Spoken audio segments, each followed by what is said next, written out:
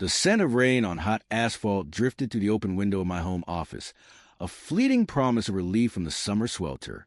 Outside, the familiar suburban symphony played, distant lawnmowers, the shriek of children chasing sprinklers, the comfortable drone of a weekday afternoon.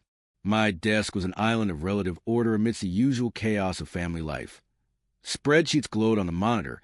A half-drunk mug of coffee sat cooling beside a framed photo. The photo captured a moment of pure, uncomplicated joy. My wife, Chloe, laughing, her head thrown back, sunlight catching the auburn highlights in her hair, while my younger brother, Liam, grinned beside her, his arms slung casually around my shoulders. It was taken 2 summers ago at the lake house, a snapshot of what I'd always believed was the unshakable foundation of my life. My marriage and my brotherhood. Liam, only 18 months separated us. We weren't just brothers. We were confidants, co-conspirators against parental edicts in childhood, teammates in every backyard sport, the first call in crisis or celebration in adulthood. He was my best man. Chloe was the love of my life, the woman who'd anchor me through career shifts, the birth of our daughter, Mia, the quiet anxieties of building a life. The idea that these 2 pillars could exist in a space beyond my knowledge, a space defined by secrecy and betrayal, was an impossibility my mind refused to even sketch. The photo was proof of our trio, our unit, or so I thought.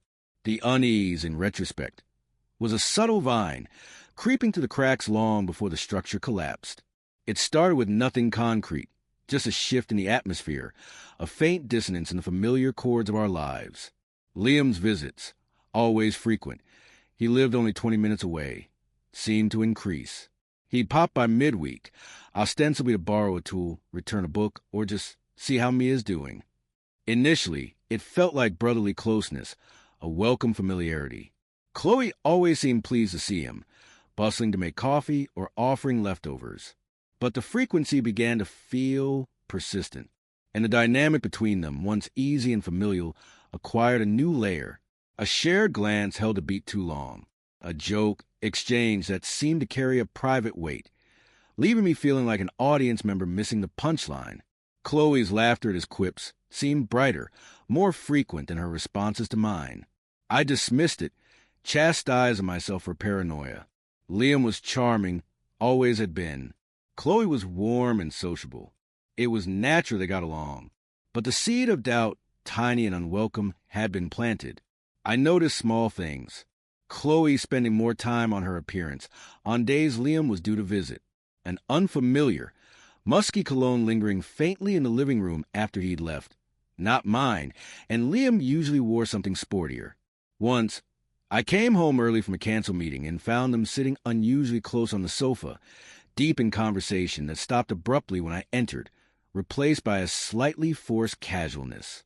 The air felt thick, charged with something unsaid. Liam just stopped by to drop off that drill. Chloe had said, her smile fraction too wide. Figured I'd bother you guys for coffee, Liam added, pushing himself up, his usual easy grin not quite reaching his eyes. Harmless, plausible, yet the image of their sudden separation, the microsecond of shared tension before their masks slid on, lodged in my mind like a splinter. The digital world, that vast repository of accidental truths, became my unwitting informant. Chloe was usually meticulous about her phone, a habit born from work emails bleeding into personal time. But one evening, as she dozed on the sofa, her phone buzzed on the coffee table. The screen lit up with a notification preview.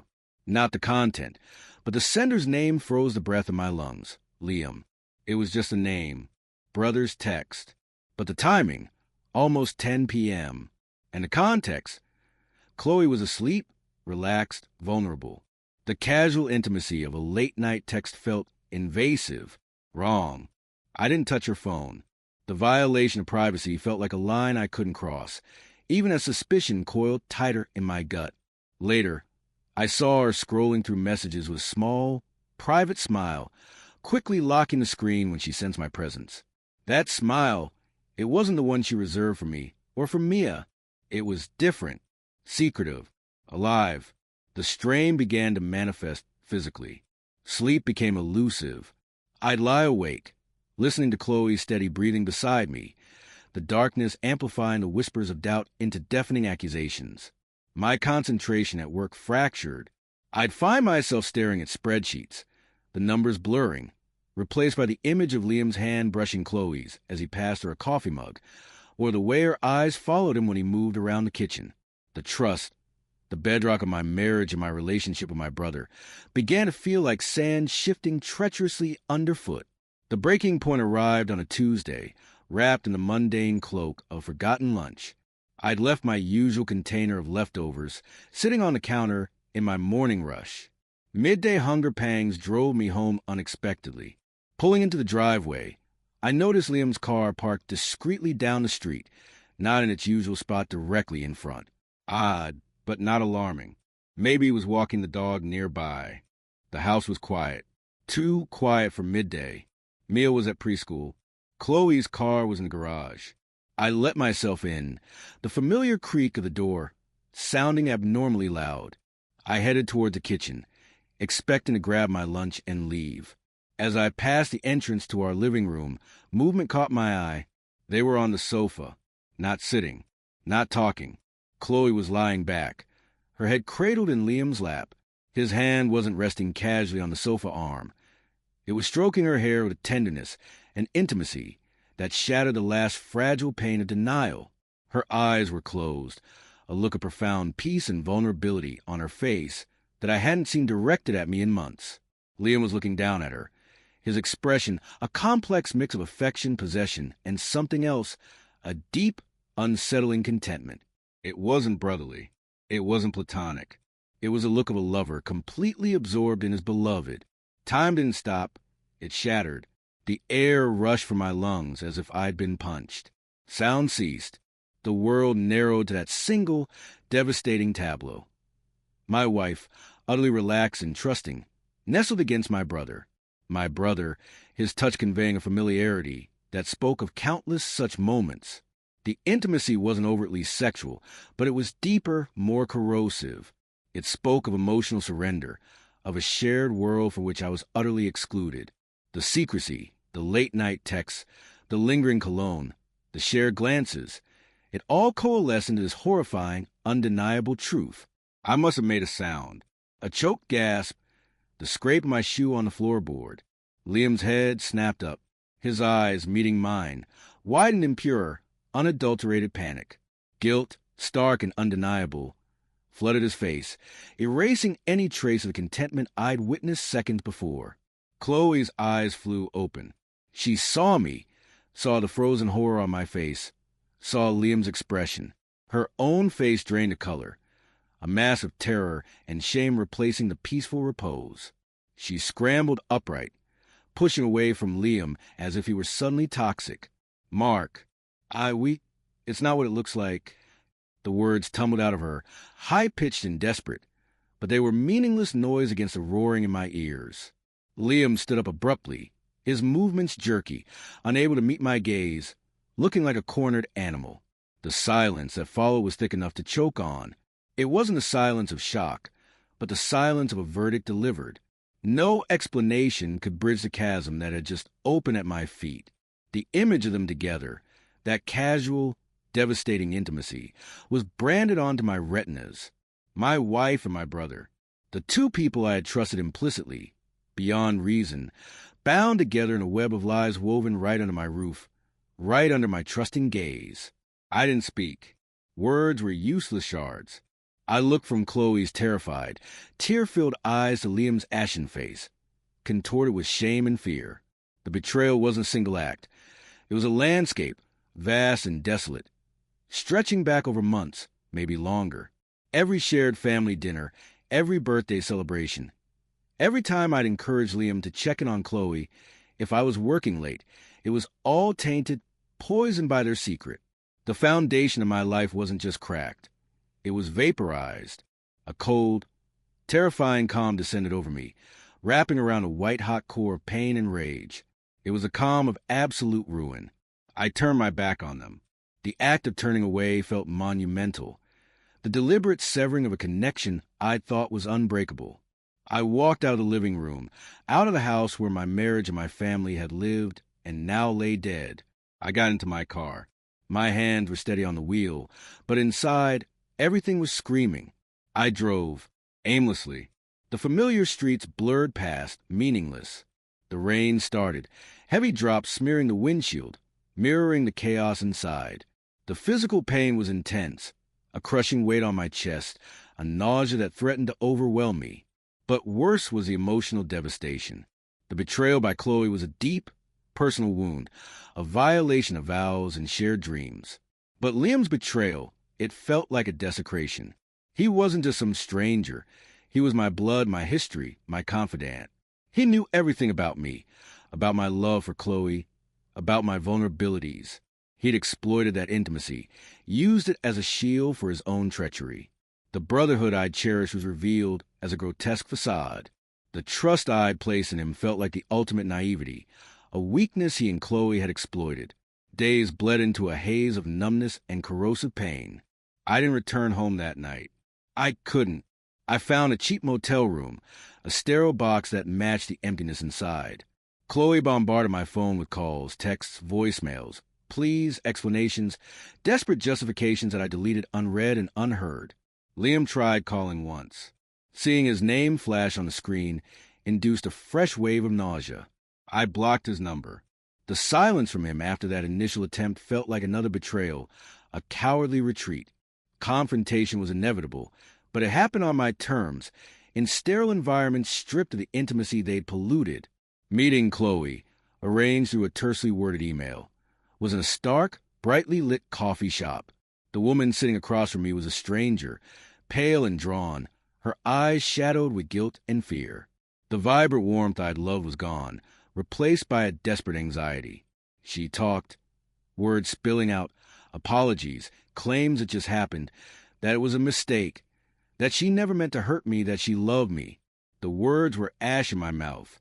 The image of her head in Liam's lap, the look of utter peace on her face, eclipsed everything she said. That was not a mistake. That was a choice, repeated and concealed. I saw you, I said finally, my voice flat, devoid of the rage that still simmered beneath the surface. I saw how you looked at him, how he touched you. That wasn't a moment. That was everything. She flinched as if struck, fresh tears welling. There's nothing to discuss about us anymore, Chloe. We discuss Mia. We discuss logistics. That's all that's left. The finality in my voice extinguished the flicker of hope in her eyes. The marriage was a corpse. We were now merely executors of its estate. Dealing with Liam was different. There was no meeting. Words were pointless. The bond was irrevocably shattered, reduced to dust and bitter residue. The weight of his betrayal carried an additional layer of disgust. He'd violated not just my trust as a husband, but the sacred trust of brotherhood. He'd slept in my guest room, shared my table, held my daughter, all while sharing my wife. The hypocrisy was vomitous. My silence towards him was absolute, a wall more impenetrable than any shouted accusation. I heard through the fractured grapevine of family that he was devastated, remorseful. It meant nothing. Remorse didn't rebuild vaporized trust. It didn't unsee what I'd seen. The practical unraveling was agonizing. Telling our parents was a fresh hell. Witnessing their shock, their grief, their futile attempt to reconcile the irreconcilable. Their disappointment in Liam was palpable, mixed with bewildered sorrow for me. Mia, thankfully young, sensed the tension, the sadness, the absence of Uncle Liam, but was shielded from the horrific details. Explaining why Daddy didn't live at home full-time anymore, why Mommy and Daddy were so sad, was a daily exercise in heartbreak wrapped in careful words. Protecting her innocence became the only light in the suffocating darkness. Chloe moved out. The family home, once filled with laughter and the warmth I cherished, became a museum of pain. Every room held ghosts. The sofa where I'd found them, the kitchen where they'd shared conspiratorial coffees, the hallway where I'd walked away. Selling it was a relief, a severing of physical ties to the site of the massacre. I found a small apartment. It was neutral ground, devoid of history, a blank slate that felt simultaneously empty and safe. The aftermath was a long, arduous climb out an abyss. Trust, I learned, wasn't just broken, it was annihilated. The concept felt alien, dangerous. Forming new connections felt like walking barefoot on broken glass. The images haunted me.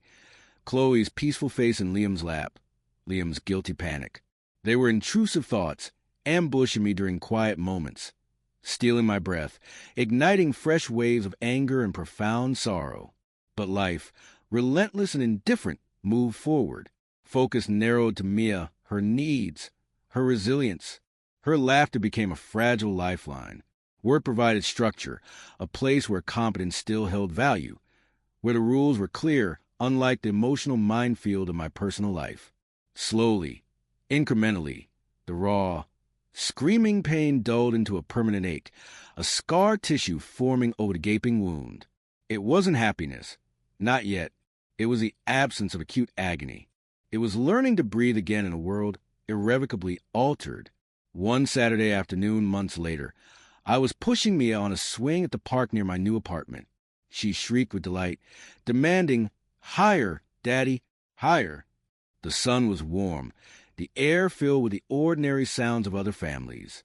As I pushed, focusing on her joy, a figure walking a dog along the distant path caught my eye. Liam. He saw me. He stopped, frozen for a moment, then quickly turned and walked the other way, head down, the dog straining at the leash. There was no surge of rage, no overwhelming sadness, just a cold, hollow recognition, a stranger walking away. That's all he was now. That's all he could ever be. The brother I knew, the confidant, the best man, had died that Tuesday afternoon on my living room sofa. What remained was a ghost, a reminder of betrayal so profound it had reshaped the geography of my heart. Mia's laughter pulled me back. "Again, Daddy." I pushed the swing, the chains creaking softly. The past was a scar, a story written in pain. The future, Mia's future, was still unwritten. The love I felt for her was pure, untainted by the adult's catastrophic failures. It was the only truth I could still cling to, the only force strong enough to anchor me in the turbulent sea their secret had unleashed. She was secretly dating my brother. That truth had detonated my world. But in the quiet, scarred aftermath, raising my daughter, building a life defined by honesty in present moments, I was slowly, painfully learning how to live in the ruins. The betrayal was a shadow I would always carry, but it no longer defined every step. Mia's laughter on the swing was proof of that, a fragile, precious proof.